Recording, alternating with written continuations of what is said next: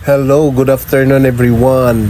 Yes, mag-ingat tayo sa daan kasi grabe, malaking pinsala ng ginawa ng Dantes. Super baha sa Quezon City. Ayan, so grabe talaga. So kailangan mag-ingat tayo, dubling ingat kasi yung mga bata natin at saka yung mga mag-aaral sa sa kahit saang lugar. Ayan, so kailangan magbantay tayo kasi baka naman lumakas kasi dalawang bagyo pala ito. Si Dante at yung isang bagyo pa. So kailangan mag-ingat. O tingnan mo ngayon, yan. Ano na yan, taga Bewang na yan. So ito ba yung mga tao na naglakad kasi na si Dante nagwala. Grabe talaga. Ayan, Diyos ko. Sana walang nangyari sa ibang tao. Kawawa naman.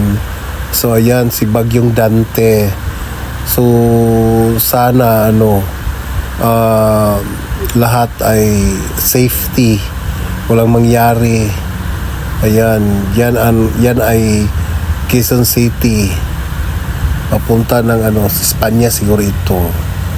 O yan, so grabe talaga. So don't forget to watch my video and like, share, comment, and subscribe.